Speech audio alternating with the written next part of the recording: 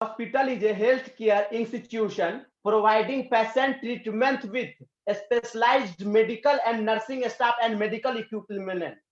इसका मतलब होता है हॉस्पिटल जो होता है ना, एक तरह का हॉस्पिटल में रिसर्च सेंटर भी होता है, इंस्टीट्यूशन भी होता है, उसमें पढ़ाई भी होता है और पेशेंट का प्रॉपर केयर भी दिया जाता है। उसके बाद उसमें डॉक्टर और नर्स सही समय पर आपके पास आते हैं और आपसे मिलते हैं, रूबरू होते हैं, आपसे जानकारी लेते हैं कि आपको क्या परेशानी है। कहाँ पे रूबरू होते हैं वो भी आपको आगे बताएंगे। ये हॉस्पिटल का डिफिनेशन था। अब हम हिंदी में जानेंगे कि हॉस्पिटल को हिंदी में क्या कहते हैं। कहते हैं चिकित्सालय, अस्पताल, जिसको आमतौर पर हम लोग हॉस्पिटल्स कहते हैं ना, उसको कहते हैं चिकित्सालय, अस्पताल, हॉस्पिटल। ठीक है, आम लोगों के द्वारा इनको हॉस्पिटल्स कहा जाता है। अस्पताल जो होता है ना, वो स्वास्थ्य को देखभाल करने की एक संस्था है। जैसे हमारा कोचिंग संस्था है ना पढ़ने की, वहां पर पढ़ाई होता है, उसी तरह से पेशेंट को देखभाल, मरीजों को देखभाल करने की एक संस्था है अस्पताल। इसमें विशिष्टता प्राप्त, स्पेशलाइज्ड, ट्रेंड, जैसे टीचर होते हैं ना, उसी तरह से ट्रेंड एमबीबीएस डॉक्टर होते हैं। एमबीबीएस की जो डिग्री होती है वो उनको ऐसे नहीं मिल जाती, उनको उसके लिए उनको पढ़ना होता है। एक कॉलेज होता है जहां पे सिर्फ मेडिकल की पढ़ाई होती है, उनको वो सर्टिफिकेट देते हैं, तब जाकर वो उनको एमबीबीएस की डिग्री मिलती है, चाहे फिर जो भी एफआरसीएस जो भी होते हैं उनको डिग्री मिलती है। कब? जब वो अच्छी तरह से भली भांति तरीके से पढ़ते हैं, उनको सारा कुछ बता दिया जाता है, प्रैक्टिकल समझा दिया जाता है। जब वो तैयार हो जाते हैं तब उनको डिग्री दे दी जाती है कि अब आप अपना हॉस्पिटल खोल सकते हैं या फिर अब आप कहीं पे अप्लाई कर सकते हैं। जिस तरह से खेत में मूली बोते हैं ना, मूली का बीज जब वो तैयार होता है तब आप उसके बाद आप उसको ले जाते हैं कहाँ, जिसको कहते हैं बेचने के लिए, हाट कहते हैं, चाहे फिर बाजार में ले जाते हैं बेचने के लिए। जब वो तैयार हो जाता है तब उसी तरह से डॉक्टर लोग जब तैयार हो जाते हैं ना, उसके बाद आवाज नहीं आ रही, फिर से ट्राई करो, काट करके फिर से ट्राई करो। अंकित भाई किन्हीं लोग का एक्सेप्ट कर लीजिए, वो लोग जिन लोगों का कट गया था वो लोग आपसे एक्सेप्ट करने की गुजारिश कर रहे हैं। एक्सेप्ट, बहुत लोग टूट जाता है, कनेक्शन टूट जाता है, फिर उनको जोड़ लीजिए। ठीक है, तो हम बता रहे थे कि जो अस्पताल स्वास्थ्य की देखभाल करने की, अच्छा ठीक है, माइक ऑफ कर लीजिए, देख लीजिए जरा, उनको देखते रहिएगा। तो संस्था, इसमें विशिष्टता प्राप्त चिकित्सकों तथा अन्य स्टाफ के द्वारा विभिन्न प्रकार के उपकरणों के सहयोग से रोगियों को निदान एवं आवश्यकताओं को पूर्ण किया जाता है। आवश्यकता होती है ना, उनको पूरा किया जाता है।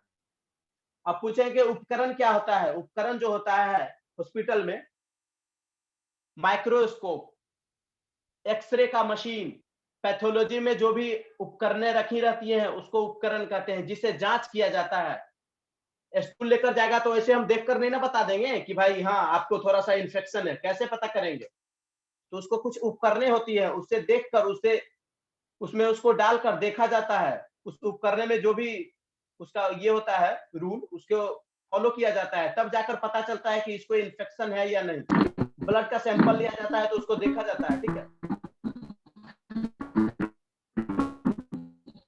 किनका आवाज आ रहा है?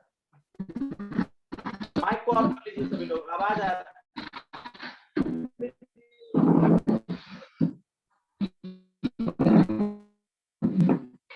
रबीना माइक को ऑफ कीजिए।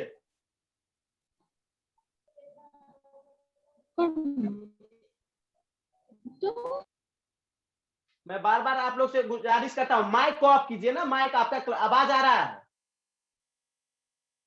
हम बता रहे थे अस्पताल, हॉस्पिटल्स या चिकित्सालय तथा औषधालय। औषधालय किसको कहते हैं आप लोग को पता है? औषधालय मेडिकल शॉप, मेडिकल सेंटर जिसको कहते हैं, जहां पे हम लोग को दवाई मिलता है। दवाई जहां से हम लोग को मिलता है ना, उसको कहते हैं औषधालय हिंदी में, और इंग्लिश में उसको कहते हैं मेडिकल शॉप, मेडिकल सेंटर, जहां से हम लोग की दवा की दुकान होती है ना, जहां से हम लोग को दवाई मिलता है। हर हॉस्पिटल में एक मेडिकल शॉप होता है, चाहे वो फिर गवर्नमेंट का हो चाहे फिर प्राइवेट सेक्टर में जाएगा तो वहां भी एक मेडिकल शॉप होता है, जिससे आपको डॉक्टर जो दवा लिखेंगे ना वहां से आपको लेनी पड़ती है। वही दवाई खाने के बाद मरीज ठीक होता है। हम आगे की ओर बढ़ेंगे। अब हम जानेंगे कि भाई ये कहाँ से मेडिकल जो मेडिसिन जो आया कैसे आया और डॉक्टर देखभाल कैसे शुरू किए, डॉक्टर कब किए थे ये चीज। मानव सभ्यता के आदिकाल से ये चला आ रहा है। मानव सभ्यता जब से स्टार्ट हुआ ना तभी से ये चीज चला आ रहा है कि भाई मानव सभ्यता जब से शुरू हुआ तभी से लोग बीमार भी पड़ना स्टार्ट हो गए होंगे। तो उनके लिए डॉक्टर जो घरेलू डॉक्टर थे पहले जड़ी बूटियों से काम किया जाता था। जड़ी बूटियों के द्वारा आपको ठीक किया जाता था। जब भी आप बीमार पड़ते होंगे तो कोई मूवी देखते होंगे तो उसमें दिया जाता होगा, कट फट जाता हो या फिर गोली लग जाती होगी तो उसको वैद्य के पास जाना पड़ता हो। वैद्य उसको इलाज करता था, गोली निकालता था चाकू से, उसके बाद वैद्य उसको इलाज किया करता था। तो आप लोग मूवी में देखे होंगे। तो उसी तरह से ये कहा गया है कि मानव सभ्यता जब से स्टार्ट हुआ, मानव सभ्यता के आदिकाल से ही बनते चले आए हैं ये सब चीज। हमारे देश में, हमारे गांव में, हमारे कस्बे में, हमारे मोहल्ले में, हर जगह ये चीज होता है। एक डॉक्टर होता है जिसको कोयक कहते हैं। वो अशिक्षित भी कहीं कहीं कई जगह रहते हैं, उनको किसी चीज की डिग्री नहीं रहती है, कोई डॉक्टर की डिग्री नहीं रहती है, तब पर भी वो आपका इलाज करते हैं और आपको स्वस्थ करते हैं। कैसे? वो किसी प्राइवेट डॉक्टर के यहाँ जाते हैं, प्रैक्टिकली तौर पे वो कुछ लोग कुछ चीज सीख जाते हैं कि बीमार हो, जैसे कोई किसी को फीवर आ रहा है तो उसको पैरासीटामोल देना है, चाहे वो कंपोजिशन जो भी हो। किसी को उल्टी आ रही है तो उसको ओंडेम देना है। किसी को पेट दर्द हो रहा है तो उसको स्पासमोल देना है, स्पास क्योर देना है, ट्रामाडोल देना है, ट्रामाजैक। इस तरह से उनको सेट हो जाता है दिमाग में कि ये बीमारी में हमको सिर्फ यही दवाई चलानी है। अगर ठीक हुआ तो अच्छी बात है, नहीं हुआ तो आपको डॉक्टर के पास भेज देंगे। जो एमबीबीएस डॉक्टर होते हैं ना, जो डिग्री धारक होते हैं ना, उनके पास आपको भेज दिया जाता है। कोई एक डॉक्टर से जब ठीक नहीं होता है तो वो लोग रहते रहते प्राइवेट डॉक्टर के यहाँ रहते रहते इंजेक्शन देना सीख लेते हैं। आपके तरह किसी, आप लोग के तरह वो ये नर्सिंग इंस्टीट्यूट से पढ़ के नहीं आते हैं इंजेक्शन देना कि ये आईवी पड़ेगा कि आईएम। उनको ये भी नहीं पता रहता है कि आईएम आईवी होता क्या है, लेकिन उनको आदत सी हो जाती है प्रैक्टिकली तौर पर कि कौन सा इंजेक्शन आईवी पड़ेगा, कौन सा। उनको जो जानकारी रहती है उतना ही दवाई वो चलाएंगे। वो दूसरे दवाई लेकर आप उनके पास जाएंगे तो कहेंगे नहीं नहीं ये चीज नहीं, ये नहीं चलाना है, ये दूसरा दवा है। आपको क्या पता कि भाई ये किस चीज की दवा है? वो तो डॉक्टर सजेस्ट करेंगे ना आपको। तो हम आगे बढ़ेंगे। रोगियों को दवा देता है और वो रोगी चिकित्सा करता है। अभी का जो भी समय है, इस समय में हॉस्पिटल जो है ना, वो सिर्फ आपके बाजार में मिलेगा, आपके ब्लॉक में मिलेगा, आपके जिला में मिलेगा, आपके जिला मुख्यालय में मिलेगा, आपके राज्य में मिलेगा, लेकिन आपके घर के गांव के कस्बे में नहीं मिलेगा, क्योंकि सरकार अभी तक वहां तक पहुंच नहीं पाई है। सरकार धीरे धीरे अपना कदम उठाई है कि वो सरकार भी चाहती है कि हर 5 मील पे हमारा एक हॉस्पिटल हो। राज्य सरकार तो वहां पर पहुंच चुकी है। कहीं कहीं पे एक पंचायत में एक आपको एक स्वास्थ्य केंद्र रहता है जिसको एचएससी बोलते हैं। उसके ऊपर होता है पीएससी, उसके नीचे होता है एपीएससी, अतिरिक्त उप स्वास्थ्य केंद्र, स्वास्थ्य उपकेंद्र ब्लॉक में होता है। उसके बाद जिला स्तर पर होता है, राज्य स्तर पर होता है। लेकिन इससे भी चाहती है सरकार की और जो हमारा जो हॉस्पिटल हो ना और खुले, लोगों को ज्यादा दूर सफर ना करना पड़े। कोई क्रिटिकल कंडीशन में आ गया, कोई इमरजेंसी हो गया, किसी को जाना है तो वो कहाँ जाएगा? जब तक वो जिला में जाएगा तब तक तो पेशेंट डेड कर जाएगा ना। इसलिए सरकार चाहती है कि हमारा जो हॉस्पिटल, सदर हॉस्पिटल है, ऐसा ही हॉस्पिटल ब्लॉक में भी हो, वैसा ही हॉस्पिटल गांव कस्बे में भी हो। सरकार कदम उठा चुकी है, वो अपना काम कर रही है, कोशिश कर रही है इस पर। अब हम बात करें कि अस्पताल के विभाग, अस्पताल में जो विभाग होते हैं वो कितने होते हैं, क्या होता है वो विभाग? वो विभाग के द्वारा ही हॉस्पिटल चलता है। वो होते हैं 2, वो भी मैं आपको बता देता हूं कौन कौन होता है। हमारा जो जीवन मरण का काल शुरू होता है ना, हॉस्पिटल से ही होता है। बहुत सारे 80% ऐसे हमारे लोग होंगे, जो लोग जिनका जन्म भी हॉस्पिटल में हुआ होगा, और अभी कोविड-19 में जो लोग मरे हैं, विदा हो गए हैं, उनका मरण भी हॉस्पिटल में हुआ। तो इसलिए कहा गया है कि हमारा जन्म और मरण से रिश्ता रहता है हॉस्पिटल का, शुरू से लेकर अंत तक। आपको हॉस्पिटल का चक्कर लगाना ही पड़ेगा। आपको पता नहीं होगा, जब आप बच्चे होंगे, जब आपका जन्म हुआ होगा, हो सकता है कि आपका हॉस्पिटल में ही जन्म हुआ हो। जो भी हो, हम आगे बात करेंगे। प्रत्येक अस्पताल का एक बाहरी अंग होता है, बहिरंग, जिसको ओपीडी कहते हैं। ओपीडी क्या होता है, ध्यान से सुनिएगा, यहाँ से हमारा इंपॉर्टेंट टॉपिक स्टार्ट होता है। What is OPD? नीचे हम बताएंगे, आगे बताएंगे। उसको हिंदी में कहते हैं वही रंग। बाहर का अंग, जो बाहरी अंग, बाहर से जो पेशेंट आते हैं ना, उनको वहां पे देखा जाता है। हम धीरे धीरे बताएंगे कि आईपीडी क्या होता है, ओपीडी क्या होता है। गौर से सुनिएगा। प्रत्येक अस्पताल का एक बहिरंग होता है, ओपीडी विभाग, और एक अंतरंग विभाग होता है, आईपीडी। अंतरंग को कहते हैं आईपीडी, ओपीडी कहते हैं बहिरंग को, जिसका निर्माण वहां की जनता की आवश्यकताओं के अनुसार किया जाता है। जनता की आवश्यकताओं के लिए, जनता की आवश्यकताओं के अनुसार उनका उपयोग किया जाता है। OPD, IPD. सबसे पहले हम बात करें कि ओपीडी क्या होता है। ओपीडी के बारे में हम लोग जानेंगे कि व्हाट इज ओपीडी। ओपीडी का फुल फॉर्म होता है आउट पेशेंट डिपार्टमेंट। 2-3 बार बोलेंगे, आप लोग सुनिएगा। ओपीडी शॉर्ट फॉर्म है, ओपीडी। हॉस्पिटल जाते होंगे तो लिखा रहता है ऊपर में ओपीडी। उसका मतलब क्या होता है समझ लीजिए, जब भी जाइएगा तो आपको हेल्प हो जाएगी इससे। ओपीडी का मतलब होता है आउट पेशेंट डिपार्टमेंट। अगर आपका पेशेंट भर्ती है ना, तो आप ओपीडी में नहीं घुसेंगे, आप किसी और विभाग में घुसेंगे, वो भी हम आपको आगे बताएंगे। ओपीडी जो होता है आउट पेशेंट डिपार्टमेंट, वहां पे बहिरंग के जो पेशेंट होते हैं, जो आते हैं और दिखाकर चले जाते हैं, जिनको आवश्यकता नहीं होती है भर्ती होने की, जिनको डॉक्टर सजेस्ट नहीं करते हैं भर्ती होने के लिए, उनके लिए होता है ओपीडी। हम ओपीडी के बारे में 2 लाइन इंग्लिश में बताएंगे, फिर हिंदी में बताएंगे, समझिएगा।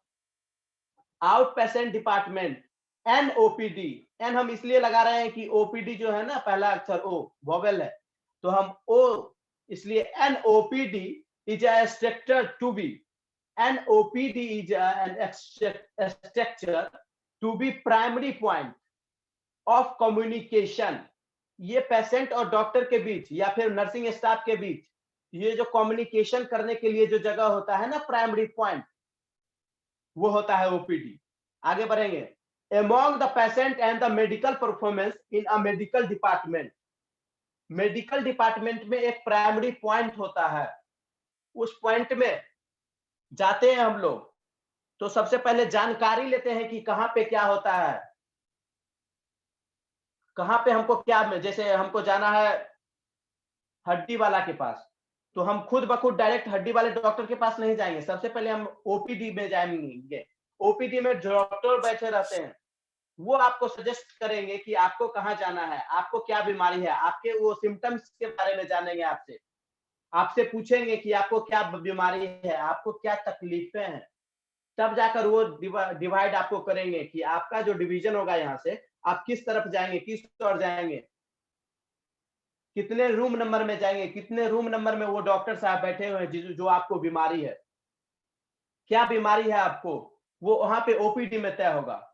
आप सिम्टम्स बताएंगे, उसके तौर पर वो तय करेंगे। आपको तो नहीं पता है ना कि आपको क्या होगा, आपको फीवर आ रहा है तो आप सीधे समझ रहे हैं कि हमको बुखार आ रहा है, लेकिन वो निमोनिया है, वो टाइफाइड है, क्या है आपके अंदर, वो डॉक्टर साहब तय करेंगे। वो पढ़ लिख कर आते हैं, उनको पता होता है कि ये जो क्या इस सिम्टम्स में, ये बीमारी में इन डॉक्टर से दिखाने से बेहतर होगा।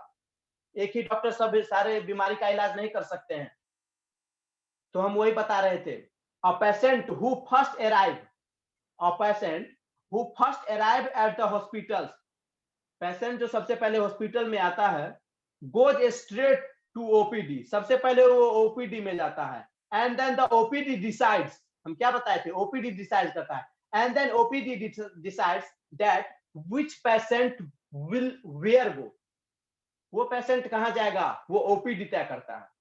Patients will where go, that depends on the doctors of the OPD. OPD में जो डॉक्टर बैठे रहते हैं, उनको पता होता है कि इनको कहां भेजना है।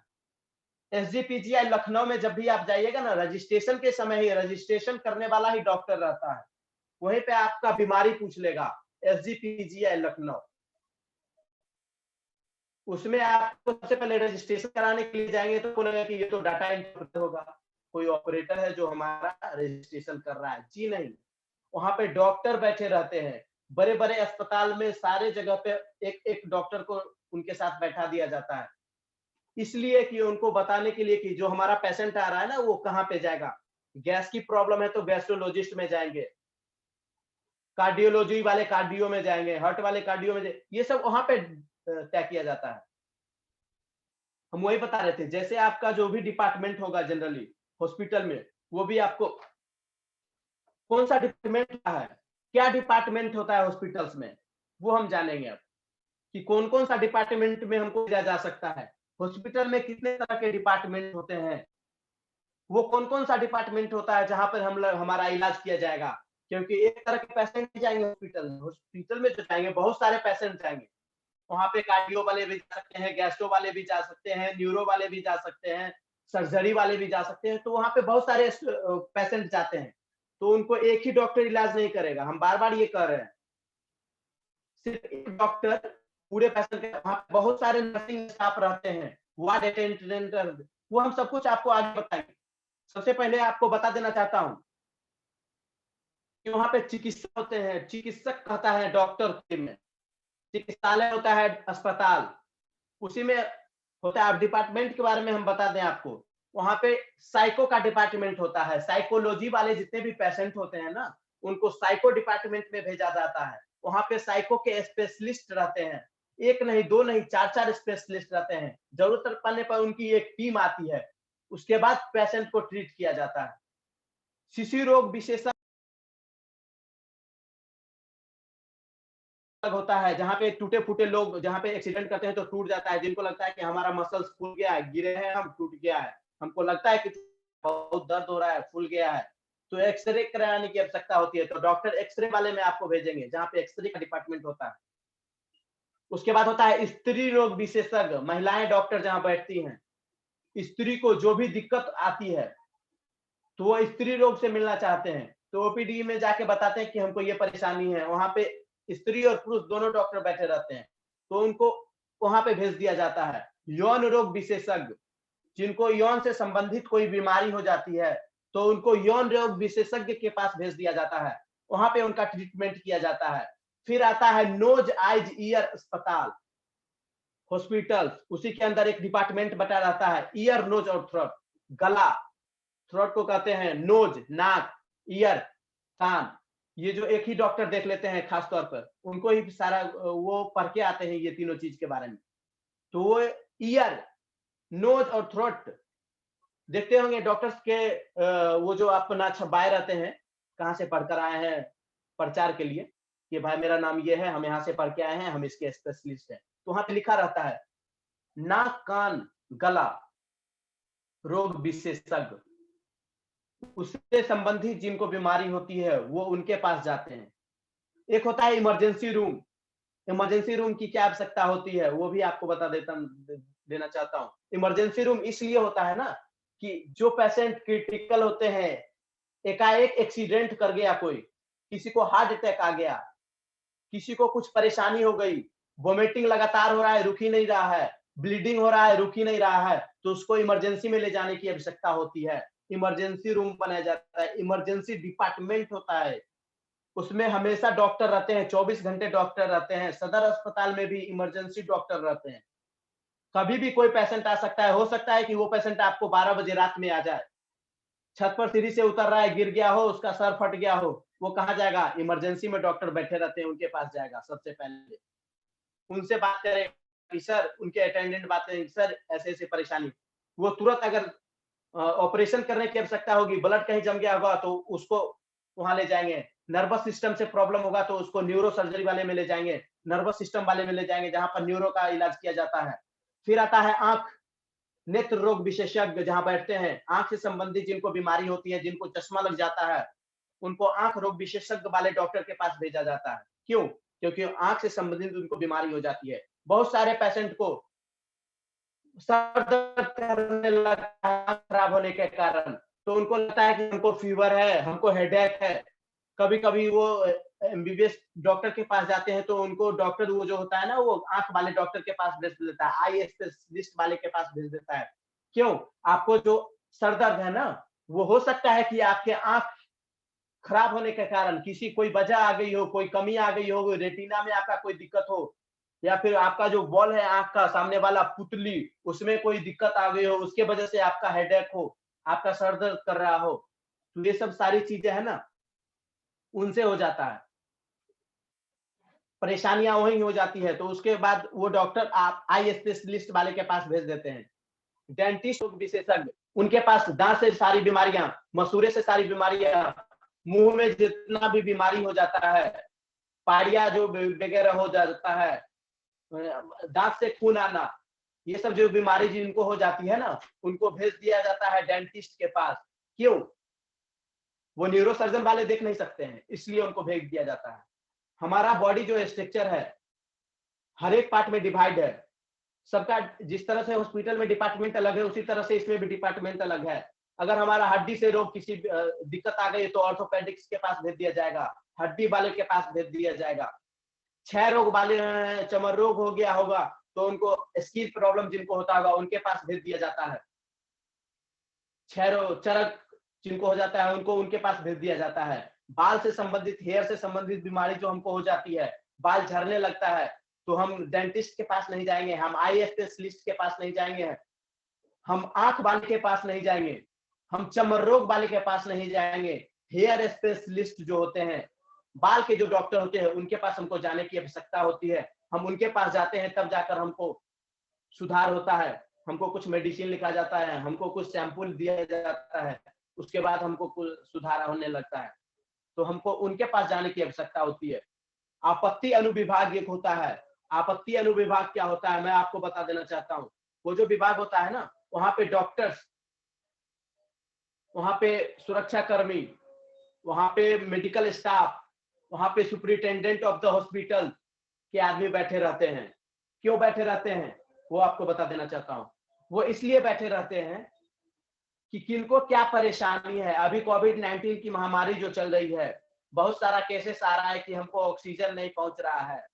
हमारा जो ऑक्सीजन है वो बार-बार बंद कर दिया जा रहा है। वेरी लेस अमाउंट में ऑक्सीजन को छोड़ा जा रहा है। हमारा पेशेंट को दिक्कत होता है, वो और ऑक्सीजन की उनको आवश्यकता है। हमारा जो मेडिसिन है वो नहीं पहुंच रहा है हॉस्पिटल में, नर्सें नहीं आ रही हैं, वार्ड अटेंडेंट नहीं आ रहे हैं, वार्ड बॉय है वो हमारे तक नहीं पहुंच रहे हैं, सफाई कर्मी हमारे तक नहीं पहुंच रहे हैं। हमारा जो रूम है, हम जिस रूम में एडमिट है, हमारा जो चेंबर है, हमारा जहाँ पे हमको एडमिट किया गया है, वहाँ पे बहुत सारी गंदगी फैली हुई है, सफाई कर पाते हैं, पानी गिरा हुआ है। ये सब जो कंप्लेन होता है ना, वो एक कंप्लेन रूम रहता है। वहाँ पे आपत्ति जिनको होती है वो वहाँ पे जाते हैं, उनको बताते हैं कि हमारे साथ ये परेशानी है।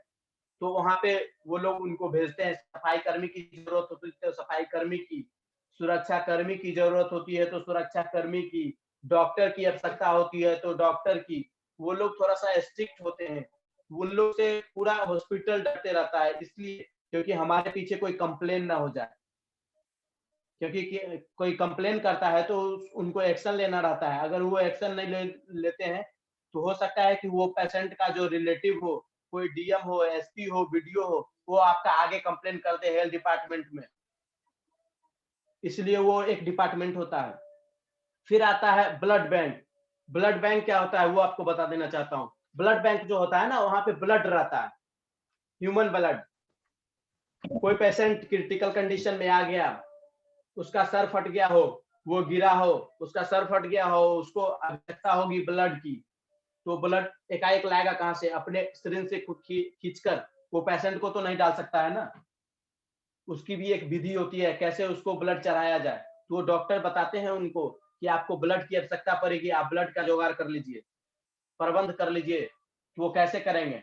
तो उनको बता दिया जाता है कि ब्लड बैंक में आप जाएँगे, आपको ब्लड किसी जितना ब्लड आपको 2 यूनिट 1 यूनिट की आवश्यकता है, तो आप इतना लेंगे और इतना आप कोई भी ग्रुप का आप ब्लड उनको देंगे तो आपको इतना इस ग्रुप का आपको ब्लड मिल जाएगा। आसानी से वहाँ पे ब्लड बैंक में आपको ब्लड मिल जाता जाता है।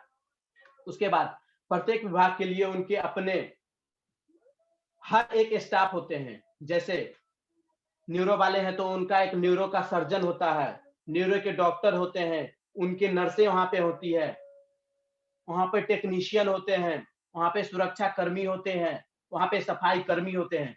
हर एक डिपार्टमेंट में अलग-अलग होता है। एक ही सुरक्षा कर्मी, एक ही सफाई कर्मी हर डिपार्टमेंट को नहीं देख सकता है। उनसे पूरा ही नहीं होगा क्योंकि हॉस्पिटल जो होता है ना बहुत बड़ा होता है।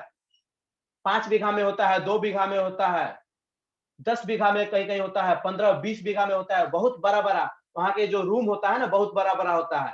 टॉयलेट भी होता है ना वो भी बड़ा-बड़ा होता है।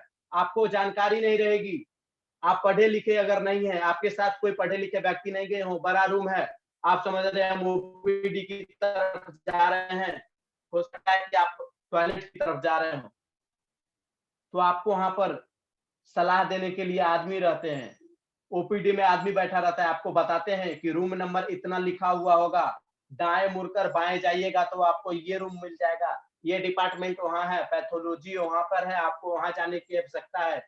कोई आदमी स्टूल लेकर आता है टेस्ट कराने के लिए, पैथोलॉजी उनको जाने की आवश्यकता है तो उनको बता दिया जाता है कि पैथोलॉजी इधर है, पैथोलॉजी में आपको जाने की आवश्यकता है। किसी का टूट गया है हाथ-पैर, उनको एक्स-रे कराने की आवश्यकता है तो उनको बता दिया जाता है कि एक्स-रे रूम इधर है, आपको एक्स-रे कराने की आवश्यकता है, तो आप यहाँ से जाएँगे चौथे तल्ला पे, उसके बाद वहाँ पे 14 नंबर रूम में एक्स-रे होता है, आप वहाँ पे चले जाइए। तो सब जो डिपार्टमेंट होता है ना, हर डिपार्टमेंट में हर एक डिपार्टमेंट के हर प्रकार के मतलब हर के पास स्टाफ होता है अलग-अलग। उनका एक अलग-अलग स्टाफ होता है। जैसे वार्ड बॉय हर डिपार्टमेंट में होते हैं। ये नहीं कि एक ही वार्ड बॉय सबको देखेगा। हर रूम में, हर वार्ड में होता है वार्ड बॉय, वार्ड अटेंडेंट जिसको कहते हैं। उसके बाद सर्जन होते हैं उस डिपार्टमेंट में। सर्जरी कराने की आवश्यकता जिनको पड़ती है। खास तौर पर महिलाएँ को जब वो प्रेग्नेंट होते हैं, तो उनको कभी-कभी सिज़ेरियन करने की आवश्यकता होती है। तो सिज़ेरियन करने की जो आवश्यकता होती है ना, तो उनके लिए सर्जन होते हैं। सर्जन उनका ऑपरेशन करता है। जब किसी तरह की प्रेग्नेंट लेडी को किसी तरह का दिक्कत हो जाता है, हो सकता है कि उनके पेट के अंदर पानी की कमी हो जिसकी वजह से डॉक्टर सलाह दे रहे हैं कि आपको सिज़ेरियन कराने की आवश्यकता है। उनके अटेंडेंट को बताया जाता है, तो उनके अटेंडेंट कहते हैं कि हाँ ठीक है, मेरे पेशेंट को सिज़ेरियन कर दिया जाए। तो उसके बाद सारा रूल रेगुलेशन जो भी होता होगा सर्जन का, वो सारे उपकरणों को मौजूद कर कर उनका ऑपरेशन करते हैं। उसके बाद जच्चा-वच्चा को निकाला जाता है सही सलामत। ऑपरेशन करने के दौरान बहुत सारी सावधानियाँ बरती जाती है। उसके बाद हम आएँगे अब ओपीडी के बारे में मैंने आपको बता दिया। आपके मन में सवाल उठ रहा होगा कि आईपीडी क्या होता है? क्योंकि मैंने आईपीडी के बारे में भी चर्चा किया। ओपीडी के बारे में मैंने आपको भली-भाँति समझा दिया। आप आई होप कि आप समझ गए होंगे। अब हम बात करेंगे ओपीडी जो होता है ना, आउट पेशेंट डिपार्टमेंट, ये इसका फुल फॉर्म होता है। हम आईपीडी के बारे में अब बात करेंगे। आईपीडी क्या होता है? हम बताए थे ना कि 2 महत्वपूर्ण चीज़ें होती है, आईपीडी, ओपीडी। ओपीडी के बारे में मैंने बता दिया, बाहर से जो लोग आते हैं, जो लोग इलाज करवा कर फिर अपने घर चले जाते हैं, वहाँ होता है ओपीडी। अब आते हैं आईपीडी। आईपीडी क्या होता है? सब कुछ हम इसके बारे में आपको बताएँगे। आईपीडी जो होता है, इन पेशेंट डिपार्टमेंट, जिनको भर्ती कराने की आवश्यकता होती है, जिनको डॉक्टर कहते हैं, सलाह देते हैं कि आपको ज़्यादा दस्त है, आपको ज़्यादा उल्टी हो रही है, आपको पानी चढ़ाने की आवश्यकता होगी, ये तो घर पर नहीं हो पाएगा इसलिए आपको भर्ती होने की आवश्यकता है, आपको यहाँ पर पानी चढ़ाया जाएगा इसलिए आप भर्ती हो जाइए, आप एडमिट हो जाइए, तो उनको एडमिट कर लिया जाता है। उसी को कहते हैं इन पेशेंट डिपार्टमेंट। वो ओपीडी से पहले का रास्ता उनका ओपीडी होता है, प्राइमरी पॉइंट जो होता है ओपीडी, ओपीडी से आते हैं वो आईपीडी में, वहाँ से उनका चेंज होता है रास्ता। ओपीडी में आए दिखाने के लिए, उनको ज़्यादा परेशानी लगा, डॉक्टर को लगा कि ये सिम्पटम जो थोड़ा है गंभीर है, तो हम इनको भर्ती कर लेते हैं। वहाँ से ओपीडी से उनको आईपीडी में लिया गया। इन पेशेंट डिपार्टमेंट में थोड़ा-सा आईपीडी के बारे में हम आपको इंग्लिश में समझा देते हैं, फिर हिंदी में बात करेंगे। इन पेशेंट डिपार्टमेंट और IPD is a unit of hospital or a health care facilities where patients are admitted for medical condition that requires appropriate care and attention. वहां पे आपको भली भांति आपके ऊपर ख्याल रखा जाता है। कोई पेशेंट बहुत बीमार रहता है तो हमेशा वार्ड अटेंडेंट वहां पे रहते हैं कि इनको ऑक्सीजन की कमी होगी तो ऑक्सीजन लगाया जाएगा। डॉक्टर आपको हेल्थ फैसिलिटी अच्छा दिया जाता है। जो भी पेशेंट को एडमिट किया जाता है उनके प्रति बहुत सावधानियां बरती जाती है, ख्याल रखा जाता है कि ये जो पेशेंट है हो सकता है कि इसको थोड़ी देर के बाद और परेशानी बढ़ जाए, तो वहां पे वार्ड अटेंडेंट रहते हैं, वो डॉक्टर को बुला कर लाते हैं, परेशानियां डॉक्टर देखते हैं, समझते हैं, दूर करते हैं। तो इसमें एक होता है आईसीयू। आईसीयू क्या होता है वो मैं आपको बता देना चाहता हूं।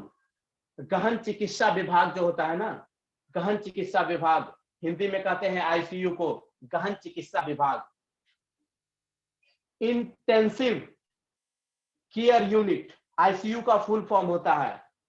आईसीयू का फुल फॉर्म होता है इंटेंसिव केयर यूनिट, गहन चिकित्सा। गहन चिकित्सा विभाग आईसीयू को कहते हैं। अब बड़ों के लिए आईसीयू होता है 10 साल 15 साल से ऊपर वाले, 8 साल से ऊपर वाले, उनको 10 साल से मानिए ऊपर वाले को, जो बड़े लोग होते हैं उनको आईसीयू में रखा जाता है। गहन चिकित्सा विभाग जो होता है। बच्चों के लिए अब क्या होता है, आपके मन में ख्याल आ रहा होगा कि बड़ों के लिए तो आपने बता दिया कि आईसीयू होता है। उसके बाद बच्चे अगर बीमार पड़ गए, अगर उनको आवश्यकता होगी अगर आईसीयू में डालने की, तो उनको किस चीज में रखेंगे, उनको क्या नाम दिया गया है? उसका नाम दिया गया है NICU. NICU neonatal intensive unit होता है एनआईसीयू। उसमें जिसको कहते हैं ना आप लोग, आमतौर पर गांव घरों में बोला जाता है कि बच्चे को शीशा में रख दिया गया है। शीशा में क्या क्या, कोई शीशा का कटोरी है उसमें रख दिया जाता है? नहीं। शीशा का ग्लास में रख दिया जाता है? नहीं। वहां पे शीशा का एक छोटा सा बेड बनाया हुआ रहता है, शीशे से उसको घेरा हुआ रहता है कि बच्चा उससे गिर ना जाए। और जो नर्सिंग स्टाफ बैठे हुए रहते हैं तो दूर से ही देख लेते हैं कि बच्चा का मूवमेंट हो रहा है कि नहीं, बच्चा ठीक तो है ना, बच्चे के कोई परेशानी नहीं। ऊपर से उनको ढक दिया जाता है कि उनको किसी प्रकार का इंफेक्शन ना प्रभावित हो, उनको उस पर लाइट दिया जाता है। उसी को कहते हैं, उसको हिंदी में कहते हैं नवजात गहन चिकित्सा इकाई। नवजात, हिंदी में कहते हैं नवजात गहन चिकित्सा इकाई, एनआईसीयू। हम अब आएंगे नेक्स्ट टॉपिक पे। हमारा जो ये अंतरंग आईपीडी जो होता है, हिंदी में कहते हैं अंतरंग, इंग्लिश में कहते हैं IPD short form. Long form उसका होता है इन पेशेंट डिपार्टमेंट। हम आपको थोड़ा सा इंग्लिश में और बता दें उसके बारे में, फिर हम हिंदी में बातें करेंगे। अभी हमारे पास आधा घंटा का समय है, हम आधे घंटे में सब कुछ पढ़ लेंगे, समझ लेंगे। And in patient department of the hospitals is equipped with the beds, medicals, and round clock availabilities of doctors and nurses. Nurse और डॉक्टर अवेलेबल रहते हैं, समय समय पर आपको जाकर देखते रहते हैं। जो पेशेंट भर्ती रहते हैं उनको देखा जाता है समय समय पर जाकर, उनको मेडिकल की तरफ से जो भी जरूरत की आवश्यकताएं होती है उनको वो दिया जाता है। उनको जैसे ऑक्सीजन की आवश्यकता होती है तो उनको ऑक्सीजन दिया जाता है। एक इंपॉर्टेंट नोटिस है आप लोग के लिए, हो सकता है कि 4 मिनट के बाद हमारा ये जो कॉल है ना कट जाए। कॉन्फ्रेंस हमारा जो ऑनलाइन क्लास हो रहा है ना 4 मिनट में हो सकता है कट जाए, तो हम फिर से जुड़ने की कोशिश करेंगे। आपसे गुजारिश है कि आप लोग जल्द से जल्द जुड़ जाइएगा। नहीं भी कर सकता है, कट भी सकता है। एक नोटिस फ्लैश किया था हमारे इस पे स्क्रीन पे, तो मैं आप लोगों को बता देना चाहता हूँ कि आप लोग हो सकता है अगर कट जाए, तकनीकी है, जुड़ जाइएगा। इंपॉर्टेंट टॉपिक चल रहा है। अंतरंग विभाग विषम रोगों तथा रोगी की आवश्यकताओं को देखकर चिकित्सा करने का प्रबंध किया जाता है। विषम कहने का मतलब है जो रोगी बहुत बीमार रहते हैं, क्रिटिकल कंडीशन में रहते हैं, उनको देखकर चिकित्सा करने की आवश्यकता होती है। उनको देखकर उनके उनका ये देखकर उनका जो कैसी हालत है उनको ये देखकर इलाज किया जाता है। डॉक्टर उसके बाद उनको कहते हैं कि भाई ऑक्सीजन लगाने की आवश्यकता है कि नहीं, वो डॉक्टर देख लेते हैं, अगर लगाने की आवश्यकता होती है तो उनको ऑक्सीजन लगा दिया जाता है। उनको वेंटिलेशन पे ले जाने की जरूरत होती है तो उनको वहां भी ले जाया जाता है।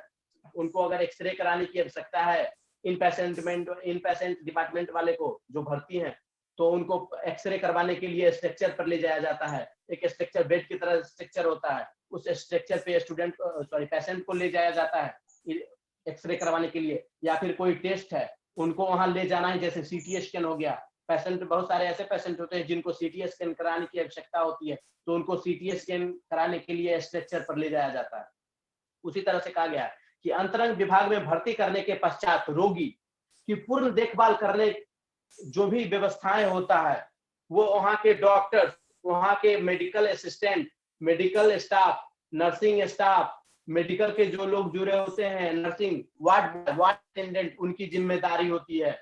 जैसे आप नर्स को ले लीजिए, वार्ड बॉय को ले लीजिए, वार्ड अटेंडेंट को ले लीजिए, उनकी ये जिम्मेदारी हो जाती है कि हमारे जो अंदर पेशेंट है उनकी देखभाल करना हमारा कर्तव्य है। जैसे अब ये जीएनएम कर रहे हैं, जीएनएम वाले जो भी स्टूडेंट हैं, उनको मेनली हॉस्पिटल में ही आपकी ड्यूटी लग सकती है।